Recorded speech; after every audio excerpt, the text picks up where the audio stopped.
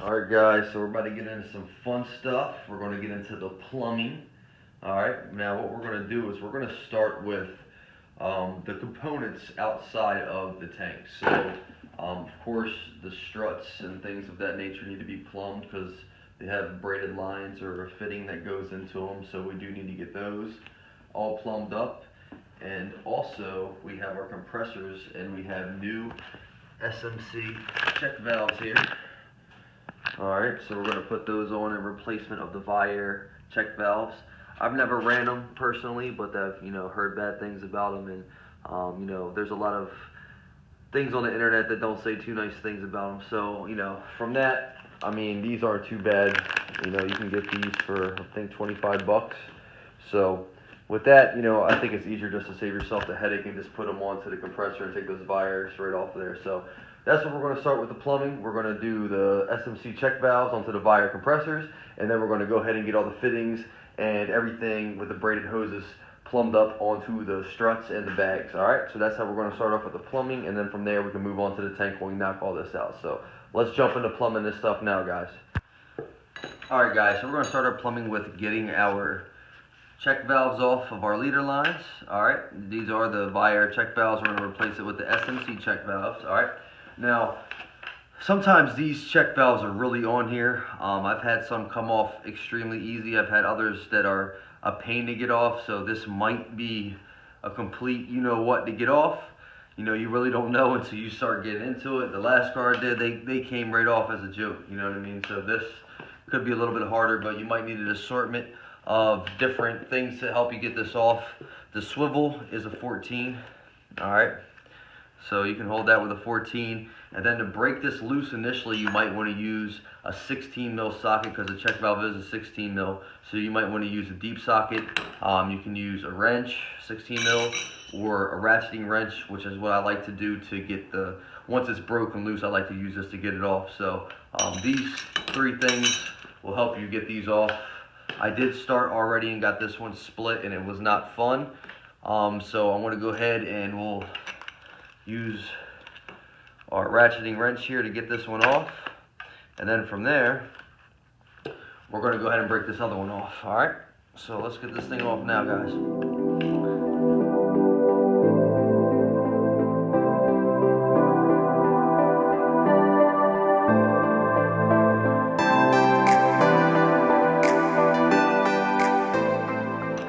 Got her. Man, that thing was on there. So that's one off, guys. Let's get this other one off. I'm going to start with a regular wrench on this one.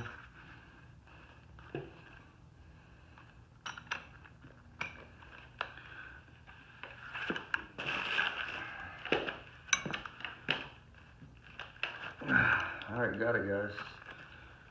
Did move. Felt promising. Yeah, she's coming off. Take a little time, effort, and strength. Yeah, she's moving. Let's see what happens if we throw the ratcheting wrench on there. If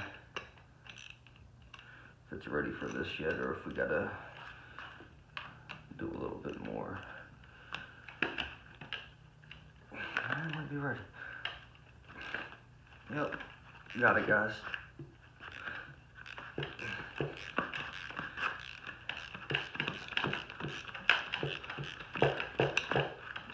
Go, guys. Right off. Alright, so there is our two check valves, alright, Viair check valves. Both off. So now, we're just going to clean this up a bit on these edges here. And then we're going to go ahead and install our new SMC check valves.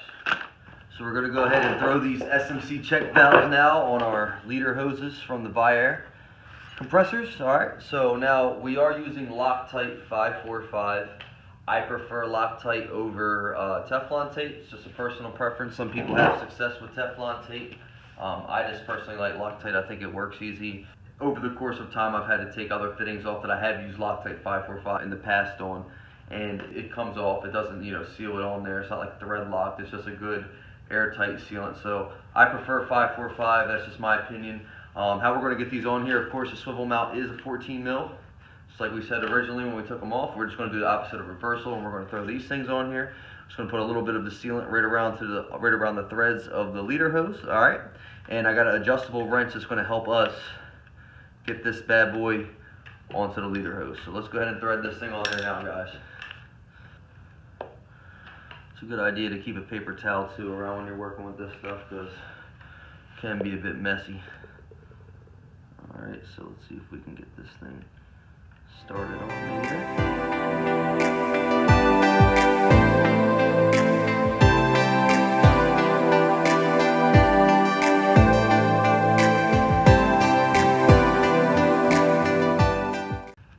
I think that should be good, guys. Pretty close on that one, so put that one to the side. Alright. Now this does take 24 hours to cure. You know, if you can let it cure longer than that, that would be ideal. I mean, it will work within 24 hours, but I try to let it get as long as it can possibly get. You know what I mean? Just to ensure that it's cured perfectly. But we're going to go ahead and do this next one now, guys. So same deal. Take a little bit of the Loctite 545 along the threads of this leader hose here. And if you do happen to have some rush out and, you know, you put a little bit more on there than you wanted to, you can kind of spread it around. You don't have to keep squeezing. You can use the nozzle to just move the Loctite around. That way you can spread it out across all the threads. Alright, so we're good. Go ahead and start threading this one on here.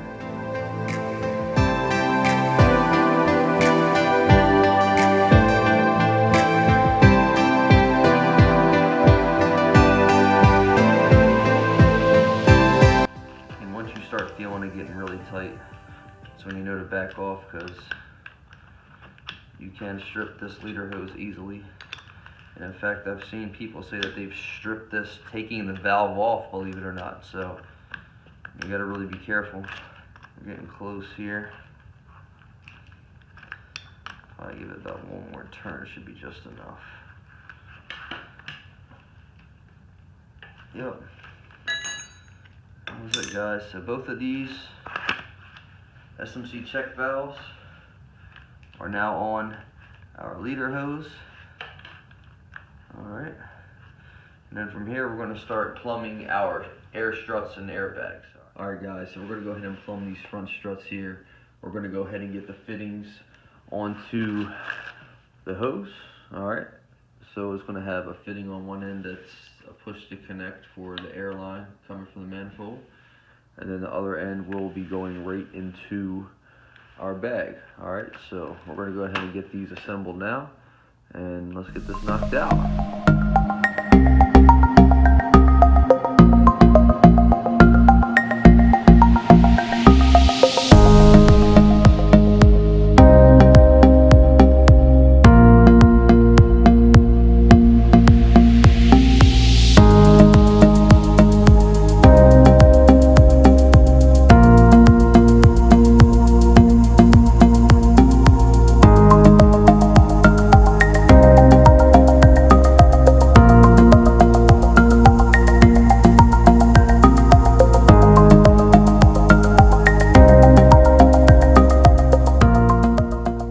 Guys, both of the front struts are plumbed up.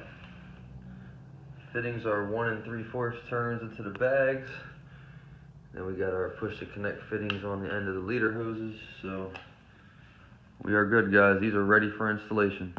Alright, guys, so we're going to go ahead and prepare the rear air springs here. Alright, so these are a little bit involved. They have a little process for assembly. So all the parts spread out. What I would suggest is put each bag with its own parts. Alright, so I kind of have that one over there with those, this one over here with these, and then make a pile of each thing so you have everything for each one, because this comes in just one bag and it's all mixed together. So it's easier when you know what you're looking for and what you're looking at, when you have it all mapped out and organized so you know what you're doing. Alright, so we're going to go ahead and start with putting the fitting in here. we're going to go ahead and do the Loctite 545, alright? And then from there, we're going to go ahead and assemble this rear airbag. Alright guys, after a little bit of work and double checking, I got this left side bag fully assembled, alright? Marked it with the L so we know which one's left, and we're going to put an R for the other one for right, but it wasn't too bad once you figure it out. The only thing I really thought was, I guess, hard was getting this bolt up through this plate. It just was really, you know, a tight fit, and it was really hard to actually, didn't like finger tight in. It was really, you know, to work the bolt all the way through this nut. So with the room that you had to work, you had to use wrenches. It just wasn't too fun, but this is fully installed, guys, as you can see. If you look, this is the left, so we can compare it to that right there. So this is the left. If you look, we'll zoom out. You can see that slider hole right here. It's right there. This square of the bracket should be on the left side, which it is. You can see the bolt here, and then we got our plate in the orientation that the plate is. So that is our left side, guys. I'll show you guys how I assembled it with the right one, and hopefully that'll help you get an idea of how this gets put together. Honestly, I don't know why they just don't send it put together and make it a lot easier than, you know, having us do it, but it is what it is, you know what I mean? I'll show you guys how to knock this out, so hopefully this will help if you ever have to do a Challenger rear bag install. Alright guys, I'm going to show you guys how to put this bag together here. Alright, so this is the rear bag. So the first thing that needs to happen is we need to take this longer hex bolt, and it needs to be fed through this corner hole. You can tell which one's which because it has the rounded openings for the side it belongs on. Alright, so that's the first thing. Now the next thing is we need to take one of these plates here. This is going to go on with this, okay? So essentially we're going to go to the bottom here. This is for the bottom. This plate's for the bottom. I'm going to orientate this so it's on the slim side, not the big one, with these holes. Alright, now with the bottom plate, you want the oval adjustable opening with the same side as the airline thing, okay? So this is how you would want to do it, just so you get an idea. You want them on the same side. Alright, we're going to turn this upside down. Make sure this is aligned. The slimmer side is what we want. Alright, we're going to drop this on here. And now we're going to go ahead and drop these hex bolts into the air spring.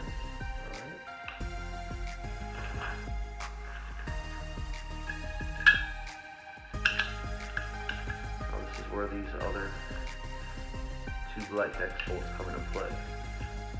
They help mount this bottom plate to the actual bottom of the air spring. Alright, so we're going to get these in here tight.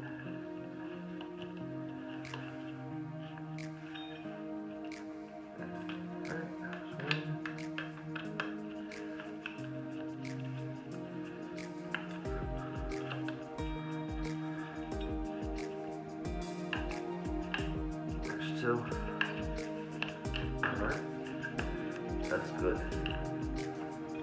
Alright, so now that we have that all done, what we're going to do is move to the top. Okay, so that completed the bottom. So now what we need to do is grab this bracket.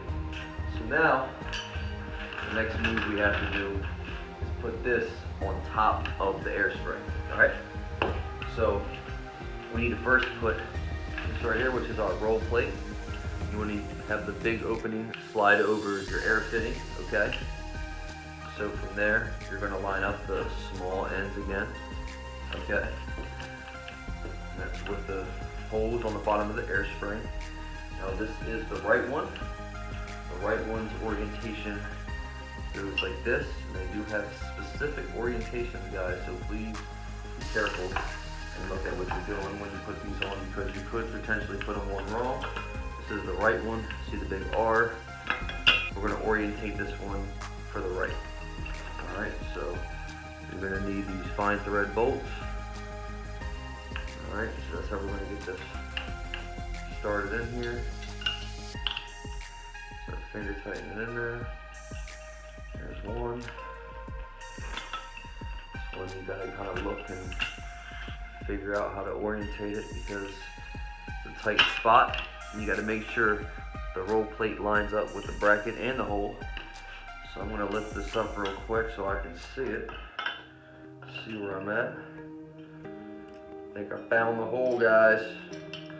Alright, we're in there. So now we're going to finger tight these down.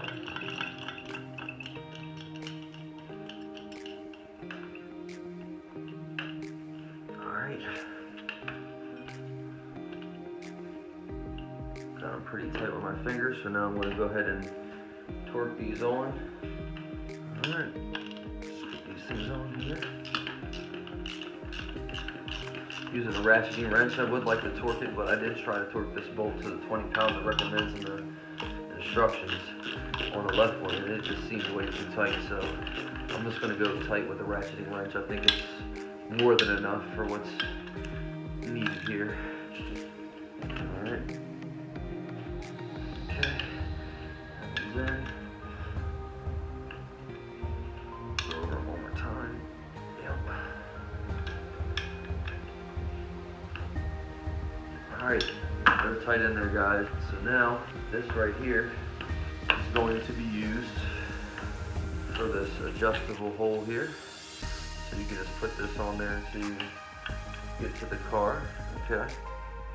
Alright guys, rear bags are fully assembled. So we got our brackets on, the plates, fittings installed, everything is good. Everything is on here. And if you look, it's the instruction manual of the orientation compared to these two, and you can see it's identical. Alright, so we got L and R for left and right to distinguish.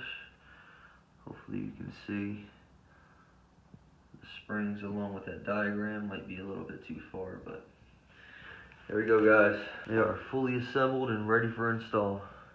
Alright guys, so we're about to get into the fun part, which is plumbing up the tank. So what we have here is all of our components that we're going to have installed on our tank. Alright, this is just a mock fit, and none of this is actually installed yet.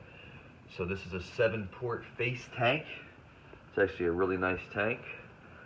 Gives you options to do fun stuff like this right here, which is going to be for an air tool. So we got an air tool fitting in there. So if you want, you can plug up a hose or, you know, any type of air style tool onto that. We have our water traps for compressor coming in. These are the Airlift self-draining water traps. All right, this is where the manifold for the tank's going to be. So tank connection for the manifold. All right, another compressor. So, and of course we have our safety valve. So this is the whole setup right here, guys. We're going to plumb this up. I am going to be using Loctite 545, just like we did with all the struts and the bags and the SMC check valves on the bi-air compressors. So we are going to be using Loctite 545 again, and we're just going to get all these components installed onto the tank. So let's get into the plumbing now, guys.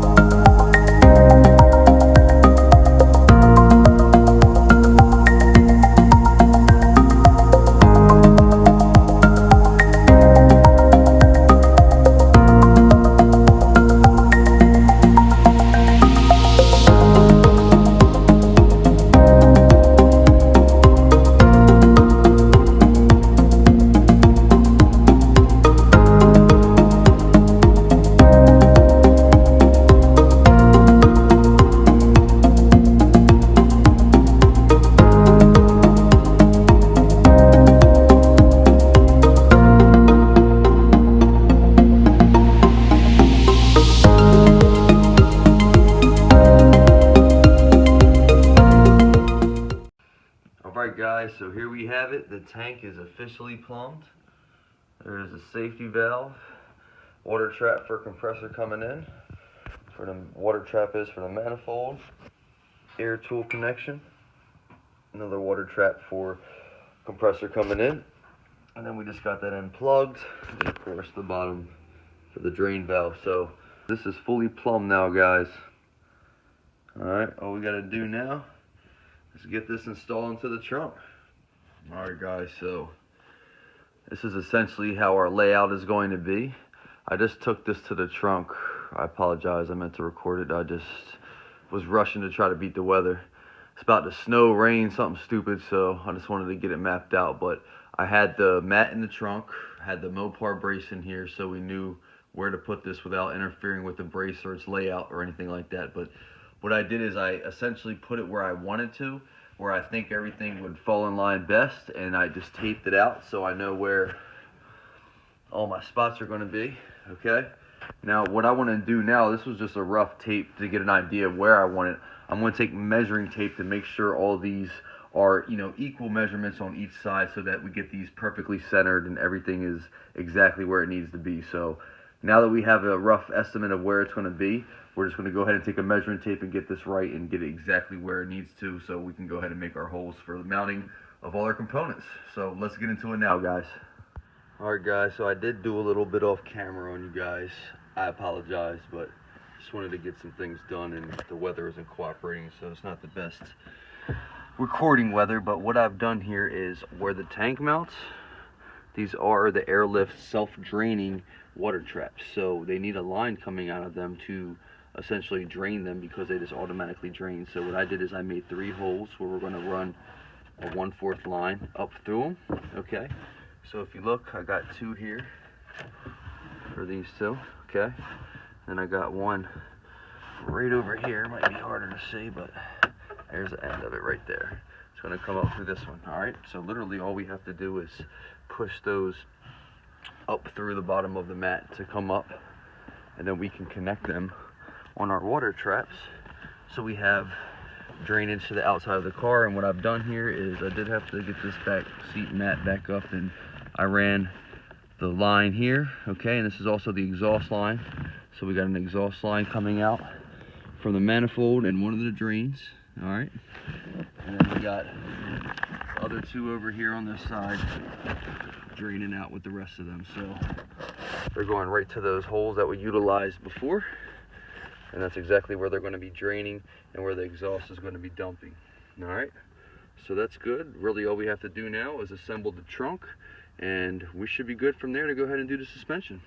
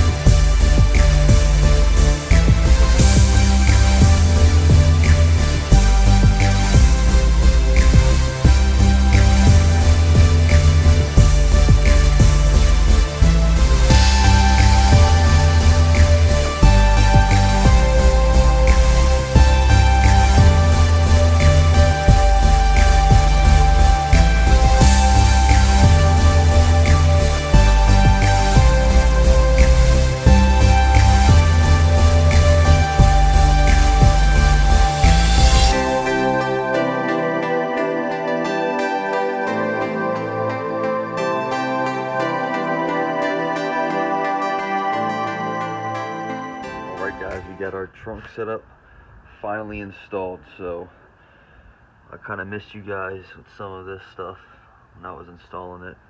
I apologize, but I just wanted to get it in here. It's raining, actually raining right now, but you can see everything fell together. Alright, I'm gonna take you guys inside the car. Alright, so we're inside the car. I do not have the 4 corners into the manifold yet, so I still have those air lines that need to be cut and ran to the manifold. I usually do that last, but I do have the tank going right to the manifold. I got the exhaust going out. We have our water traps ran down. Alright, so everything is fully installed, and from here really all we got to do is install the suspension, guys.